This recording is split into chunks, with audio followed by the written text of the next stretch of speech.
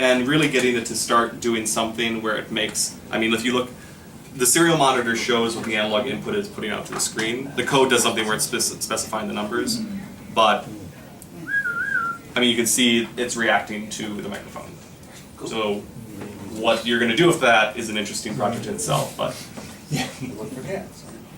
then do you have the LED?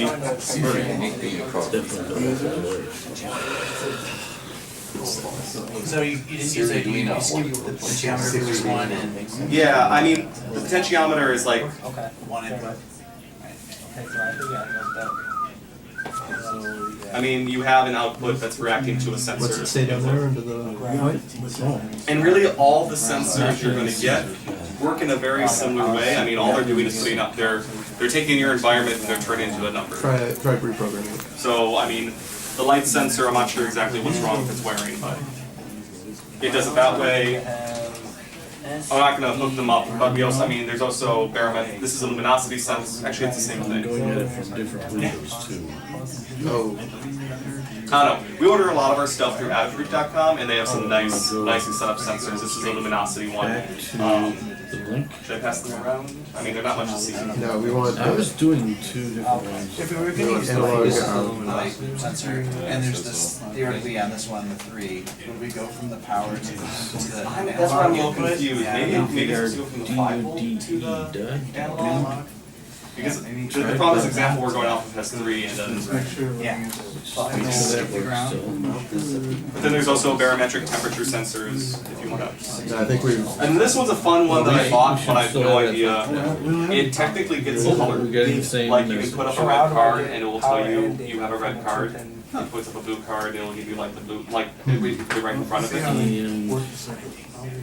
The most useful thing I've seen is someone made like a Lego sorter. Like, it would detect the color of the block and sort them by color. So if you want to look. They're not much to look at, they're just little squares. See if it works? But I mean, that one works the same way as the others, except for some of them are more complicated. They have like these 5 prongs, and the Arduino has specific plugs. Okay. I think it's usually like A4 and A5, that they also have another quality to them. Did we do 11? It's something where you can't suddenly have like 10 color sensors on your Arduino. You're only going to be able to put one on. Because while the sound sensor that's in right now only uses one analog in, some of the other ones require specific slots. It's just something to make sure that when you're planning on a project, you make sure you're not thinking, I'm going to plug 6 sensors into this Arduino if they all require the same ports. Program's on here. But that's not powered. Right. That's a powered now. So, So what other kind of sensors do they have? They have accelerators, you know? yes, I mean, really, whatever you can think of. They have accelerometers, they have light sensors, they have luminosity sensors, color sensors, microphones, pressure, temperature sensors. About like GPS and more sophisticated things like that? Really, I mean, really the thought process, I mean, I'm sure a number of you probably have like electrical or computer backgrounds, you know, Right, with that I removed, mean, it works. anything that you can start taking an electrical signal and putting it to your Arduino. I mean, you have pressure sensors. I've seen people do interesting projects where they use a pressure sensor and it was just, all it was doing like was when you press down on it, so you can figure out whether someone was sitting somewhere or not. Shall we just unplug everything and just try to do the light sensor one and that functionality as well? What else should we try to get into? I mean, What is wrong with this though? I have no idea. what else would people like to Something's wrong because see? when it's like in We've shown the light, we've working. shown a button, we've shown a sensor working with it. Are we away? Anything that gets into that, I mean, some of the sensors are going to require libraries to make them work, so that would require downloading some stuff, and it's a little bit more complex than we can do in an hour. But Sorry, what is the motor shield for? Just opening up extra. the motor shield is what it allows you to connect. There was a I didn't use it myself, but I believe it allows you to connect to like DC motors, other more complex motors in interesting ways. Because you like stepper motor, yeah. pressure. Because a lot of those you'll have like DC motors aren't too complicated and the small stepper motors aren't too bad. But then I can't think of what their name is. The larger, like the big metal block stepper motors, I think they're still stepper motors. You start getting into some interesting things where you had a higher power supply, and the Arduino can only do so much. Passing it around.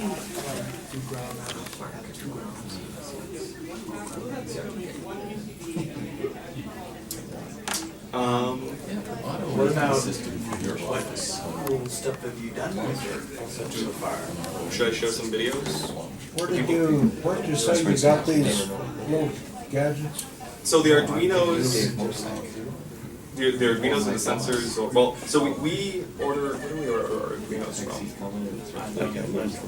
I usually order the sensors from adafruit.com, adafruit.com. It's run by this woman in New York City, in which she's trying to like be the Radio Shack of online, or the better Radio Shack of online. Radio Shack. Yeah, what Radio Shack used to be. And hers is nice because like each of these sensors that you look up, her website has a tutorial on how to use it. So she has an example of some sort that shows how it works. Another good online store is sparkfun.com. Yep. A lot of the stuff I have is also ordered from them. What is it called? Yeah, Adafruit and SparkFun are the two good like sales online stores right now. I mean, you can see a lot of stuff for really cheap from China, but support American businesses. If you want to walk into a box store and buy one right now today, Radio Shack does carry Arduinos. Oh, okay. I didn't realize they had done that. Yeah, they are carrying Arduinos. And if you know where Micro Center is at, Micro Center has Arduino as well. They're actually carry SparkFun kits. This is another really good website that I recommend. It's run by this guy who works for TelArt, which is an interaction design firm in Maryland, I think. But this shows a whole bunch of examples of different sensors and a little project that works with them. So, and they run through, I mean, humidity sensors, 15 is the humidity sensor. stepper motor drivers. Like, it's really like my preferred website to go to because they have a really nice. They always have a really nice example of the wiring. They have the code. They have an explanation of how it works. What was that sensor? A BILDR? Yep, BILDR.org. Should I show some videos of stuff that we've made that are more complex? Yes. Sure, yeah. So, is that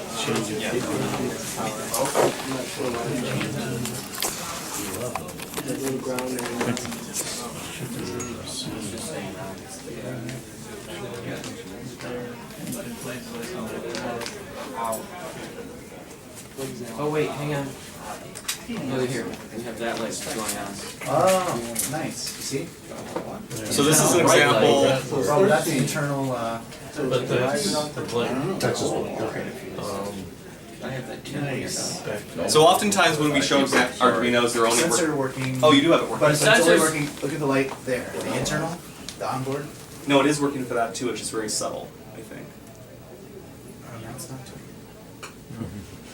I think it was, but it might be very subtle. That's where you might want to change the numbers. Well, that's where you also want to check out the serial to make sure it's working. But so oftentimes people just use Arduino to mess with like LEDs, but you can start hooking it up to MOSFET transistors or Okay, that is. what's the thing for solid state relays? I think. Yeah, solid state. Yeah. So that you can control more powerful stuff. This was a project I made where I can show the older version where I was trying to turn incandescence into like a lo-fi like screen, thinking it'd be interesting looking. Turns out incandescents are actually very highly powered and melt breadboards. Oh, yeah. Like there's a reason why we're getting rid of them. But they look cool. They're good heaters. How bright of incandescents were you using? I was actually using these special 12 volt DC incandescents, so it made it a little bit easier. This out. Um, Yeah, because I'm. This is what it had been, where it was meant to be more artistic. Probably about an amp, I would guess. Have you ever What, looked 12 at the watts? roll shield? Lol Shield? Yeah. No, I have not. It's made by Jimmy P. Rogers. It's say 13 by 9, I believe, maybe 14 by 9 array of LEDs that have been Charlie Plex. Oh, okay. I'll have to check that out. And he was here 2 years ago. And it was, So that's another example. I wish I brought it with me. But I don't. I mean, you can get into sound projects. This is another, this is a student friend of mine who, he made like a little music display thing. And then I can. Is the sound on?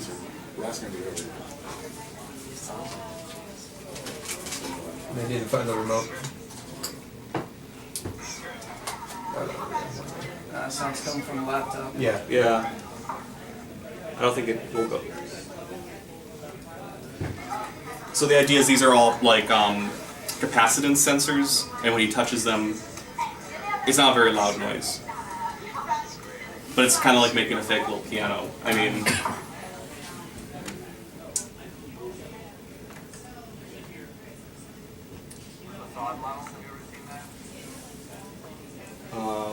this was another project I did in which, so you can start, I mean, in a way kind of stupid, like why did I connect it to an iPad, but yeah, I don't know why I had the ad set up. There's a red part cable which allows you to connect Arduino to through a serial port to iPad Apple products. Honestly, I don't recommend that. I recommend just going with Android.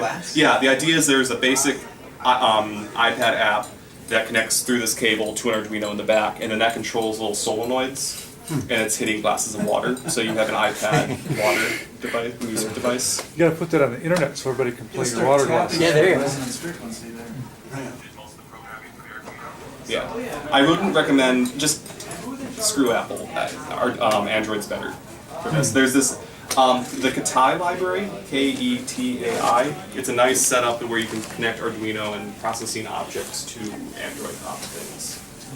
Cyanogen has a really nice plugin as well, if you want to get a more modern Android distribution. Does anybody know of any Android compilers for Arduino? Oh, that's a good question. This is another. This is like one of the an example of where like sensors can be an interesting way to have input to a device. So what he's done is there are tricolor LEDs within these ping pong balls to make them more diffuse. And he has at the top there's a distance sensor, and that distance sensor is his control. So if he does this, it does one result on it, and if he does this, it does something else. Or if he holds it here. And it's getting to the idea that your inputs and outputs don't have to be buttons. They can be weird sense, like orientation things. So like in science fiction where the aliens use this Yeah, technology I mean, to... we are at the point where you could have a room where you walk into it and you go. And the lights do something special. One scenario I actually worked out with my Arduino. At my work, we were heatbox testing one of our products, and our heat box was a cardboard box with a plexiglass lid and a hole cut in the back for a little ceramic heater to blow air in. It was not very well controlled, not very scientific. But it worked. But it worked for their purposes. When they had me take over the heat box testing, they wanted very specific temperatures for it to be tested at. So I plugged up the hole, got a 100-watt light bulb, and you can use a relay to essentially set up a relay and a thermistor and sense the ambient temperature in the box with a thermistor and have a relay turn a extension cord on and off here. So that actually turned out being rather accurate. I actually wasn't able to measure, or I wasn't able to get the actual temperature from it because I couldn't find the spec sheet for my thermistor. Okay. So I couldn't get the thing. But I was able to get it to a point where if I told it to adjust by 1 degree, it would adjust by 1 degree. Okay. And we had another thing actually sensing the temperature inside the device we were testing. But So sort of along. Well, I wanted that's to along mention, the same kind of lines Yeah. of inputs and outputs there. and even like what we were mentioning here are like hard sensors, and it's more of like your direct environment. You can also start thinking of things like internet feeds and Twitter and all these other like cloud info stuff being another type of sensor feed. So this one, the guy set up something where it has an Ethernet connection for the Arduino. He made a little program that whenever it like The Arduino changes the lights based upon whenever a word is being said on Twitter. So every time these lights blink, someone has said green. And whenever the red ones blink, someone has said red. And the way he set it up, it could be changed for any word, but if he did like love, it just never stopped blinking. So he had to do words that were like not that common. But I mean, there's this website called COSM, C-O-S-M, and it's like a internet source of, not APIs, data feeds. So like people have like either humidity feeds or dust sensors or temperature sensors throughout the United States and throughout the country, and they're located on that website. It used to be called Patchbay, and now it's called COSM. They changed names for some reason.